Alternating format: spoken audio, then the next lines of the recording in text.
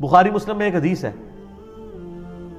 حضرت عمر سے زیادہ کوئی انٹیلیجنٹ بندہ تھا، لیکن دیکھیں ان کو بھی کہاں پہ غلطی لگی ہے۔ حضرت عمر فاروق رضی اللہ عنہ کو جب زخم لگا نا تو بیمار ہو گئے، یعنی بالکل اب قریب المرگ تھے۔ مشکات میں بھی آتا ہے، یہ حدیث آتی ہے۔ تو لوگ ان کے پاس رو رہے تھے کہ اب تو یہ نہیں بچیں گے۔ حضرت عمر نے کہا کہ تم رو مت، کیونکہ نبی علیہ السلام سے میں نے سنا ہے کہ میت کو اس پہ رونے والوں کی وجہ سے عذاب دیا جاتا ہے۔ صحیح۔ اچھا، یہ حدیث اما عائشہ کے سامنے بیان کر دی کسی نے حضرت عمر کے حوالے سے، اور اس کو بیان کی تھی عبداللہ بن عمر نے رضی اللہ تعالیٰ عنہ علیہ السلام۔ اب عبداللہ بن عمر رضی اللہ تعالیٰ عنہ بھی بیٹھے ہوئے اما عائشہ کے پاس پردے میں، ٹھیک ہے، اور بات کس کی ہو رہی ہے؟ حضرت عمر کی۔ روایت کون کر رہا ہے؟ عبداللہ بن عمر۔ کس کے سامنے؟ اما عائشہ کے سامنے۔ یار اہل حدیثوں سے معذرت کے ساتھ میں یہ جو کچھ بیان کر رہا ہوں، لیکن انہوں عزم کرنا کوڑی گلنا نہیں، لیکن عزم کریو۔ اب اما عائشہ نے فرمایا خدا عمر ابن خطاب پہ رحم کرے، اس کو سمجھنے میں غلطی لگی ہے۔ کون کہہ رہا ہے؟ اما عائشہ۔ حضرت عمر اپنی وفات تک ایک حدیث کو غلط سمجھتے رہے، صرف ظاہری الفاظ کی وجہ سے۔ اما عائشہ نے کہا قرآن میں تو سورہ الزمر کے اندر آیت ہے وَلَا تَزِرُ وَازِرَةٌ وِزْرَ أُخْرَى، کوئی جان دوسری جان کا بوجھ نہیں اٹھا سکتی۔ تو عمر نے یہ کیسے سمجھ لیا کہ نبی علیہ السلام یہ فرما رہے ہیں کہ میت کے اوپر جو لوگ رو رہے ہوتے ہیں اس کی وجہ سے اس میت کو عذاب دیا جاتا ہے، اس کا کیا قصور ہے؟ سر لاجیکل ہے بات کہ نہیں؟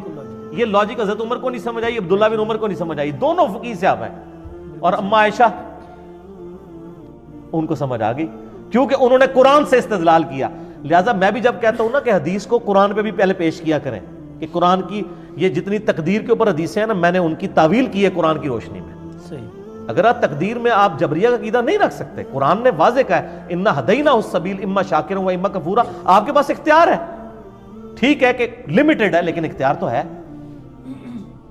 اچھا، تو اما عائشہ نے فرمایا کہ نبی علیہ السلام کے کہنے کا مقصد یہ تھا، یہ آپ نے کافروں کے بارے میں بات کی تھی، کانٹیکسٹ بتا دیا، حضرت عمر کو بھی پتا، عبداللہ بن عمر کو، کافروں کے بارے میں بات کی تھی، اور اصل میں بات یہ کی تھی کہ کافر کی میت پہ لوگ رو رہے ہوتے ہیں، حالانکہ اس سے تو عذاب دیا جا رہا ہوتا ہے۔ یہ رو رو کے کہہ رہے ہوتے ہیں کتنا چنگا سی، کتنا زبردست سی، خیر خواہ سی، اگے جنت ہی چوئے گا۔ ظاہر کافر بھی تو اپنے حساب سے کوئی جنت سمجھتے ہیں نا، وہ رو رہے نوح کر رہے ہوتے ہیں، اس کی تعریف بیان کر رہے ہوتے ہیں، حالانکہ اس کو عذاب دیا جا رہا ہوتا ہے۔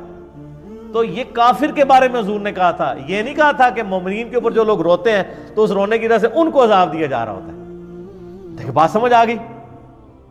اب یہ بات کی انجینئرنگ کی اما عائشہ نے، انجینئرنگ کی تو سمجھ آئی نا، ورنہ تو نہیں سمجھ آنی۔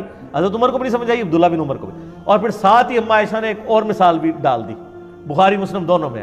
آپ نے فرمایا یہی حال ہے جو حضرت عمر نے دوسری بات بھی سمجھی ہے۔ اچھا، ہاں جی، کلیب بدر والی، کلیب بدر والا، جو بدر کے کنویں میں کافر ڈالے گئے تھے، نبی علیہ السلام نے ان سے خطاب کیا کہ بھئی تم نے جان لیا کہ نبی علیہ السلام تم سے، یعنی محمد رسول اللہ سچ کہتے تھے، یعنی اب تم عذاب میں پہنچ گئے ہو نا تو ہمیں۔ تو حضرت عمر نے وہاں پوچھا یا رسول اللہ علیہ وسلم یہ تو مردہ ہے، کیا مردے سنتے ہیں؟ تو آپ میں تم سے بہتر سنتے ہیں۔ اچھا، اب حضرت عائشہ نے کہا کہ یہ عمر کو بات سمجھ نہیں آئی۔ عبداللہ بن عمر نے ہی یہ بھی روایت کی، عبداللہ بن عمر ابو عبد الرحمن پر اللہ تعالیٰ رحم فرمائے، ان کو یہ بات ہی نہیں سمجھ آئی۔ نبی علیہ السلام نے یہ نہیں کہا تھا، ان کا یہ کیسے ہو سکتا ہے جبکہ قرآن پاک میں آیا ہے کہ اے نبی علیہ السلام تم مردوں کو نہیں سنا سکتے، تو یہ کیسے ہو سکتا ہے کہ وہ سن رہے ہوں؟ اصل میں نبی علیہ السلام یہ کہہ رہے تھے کہ اے عمر اب یہ تم سے بہتر جان چکے ہوں گے، کیونکہ وہ اب آخرت میں جا چکے ہیں، تم تو اس دنیا میں ہو نا، دنیا میں بیٹھ کے تو آپ جج نہیں کر سکتے نا عذاب کو اور جنت کو۔ انہوں نے عذاب چکھ لیا ہے، اب یہ سمجھ چکے ہوں گے کہ دنیا میں جو محمد صلی اللہ علیہ وآلہ وسلم ان سے کہا کرتے تھے وہ بالکل ٹھیک کہا کرتے تھے۔ تو حضرت عائشہ نے کہاں کی تعویل کی؟ ان کا یہ یسمعون کا مطلب یہ ہے یعلمون، وہ جان چکے ہیں، یہ نہیں ہے کہ وہ فزیکلی سن رہے ہیں۔ ام عائشہ بھابی نہیں سن، دیکھو نا جی، یہ بات کر دیتے ہیں نا جی، وہابیوں والی باتیں ہیں، یہ فلاں فلاں ہے، آپ دیکھ لیں یہ دونوں بات۔ لہٰذا کانٹیکسٹ بھی دیکھنا چاہیے. اگر صحابہ کرام کو کسی حدیث کے سمجھنے میں یعنی کانٹیکسٹ کے پوائنٹ آف ویو سے غلطی لگ سکتی ہے نا, تو سر پھر آپ کے محدثین اور آپ کے بزرگان دین اور آپ کے شیوخ الحدیث وہ کس کھیت کی مولی ہیں؟ ان کی کیا اوقات ہے صحابہ کرام کے مقابلے پہ؟ اور پھر آپ کو وہ حدیث بھی یاد ہوگی بخاری مسلم کی جو میں نے معراج والے لیکچر میں بتائی تھی, مسروق تابعی جو اما عائشہ کو ملنے جاتا ہے تو وہ مسروق کہتے ہیں میں تو ٹیک لگا کے بیٹھا ہوا ہوں, پردے میں اما عائشہ کے شاگرد تھے نا, بڑے لاڈلے شاگرد تھے. تو کہا مسروق بیٹا میں تجھے بتاؤں جو بھی 3 باتوں میں سے کسی ایک کا بھی قائل ہونا وہ اللہ اور اس کے رسول پہ جھوٹ باندھ رہا ہے. ان کا پہلی بات یہ ہے کہ جو شخص یہ کہتا نا کہ محمد صلی اللہ علیہ وسلم نے اللہ کو دیکھا ہے وہ جھوٹ بول رہا ہے. مسروق کہتے ہیں میں ٹیک لگا کے بیٹھا ہو گیا, میں کہا اماں جی جذباتی نہ ہو, ٹھنڈے ہو, کیڑی گل کر رہے ہو, ذرا اس میں میرا کلپ بھی چڑھا ہوا ہے. انہوں نے کہا بالکل میں اس امت میں پہلی ہوں جس نے میں نے نبی علیہ السلام سے پوچھا تھا یہ قرآن میں جو ذکر آیا تو نبی علیہ السلام بتایا میں نے جبرائیل کو دیکھا. اور بیٹا دوسرا وہ بندہ بھی جھوٹ بول رہا ہے جو یہ کہے کہ نبی علیہ السلام نے کچھ خاص باتیں خاص لوگوں کو بتائیں کچھ چھپا لی, جبکہ قرآن پاک میں تو واضح آتا ہے کہ نبی صلی اللہ علیہ وسلم اگر آپ نے اللہ کا پیغام نہیں پہنچایا سورۃ المائدہ میں تو آپ نے رسالت کا حق ہی نہیں ادا کیا. تو نبی علیہ السلام نے کوئی چیز نہیں چھپائی. سارے صوفی وٹ چھڑے اما عائشہ نے پڑھ کے کٹھے ہی جڑے نا تیشے تھلے دے کے وٹ چھڑے کہ بھی کوئی خاص گل کسی خاص منہ نہیں دسی, ساری اوپن نہیں دسی ہے حجۃ الوداع پہ غدیر خم پہ.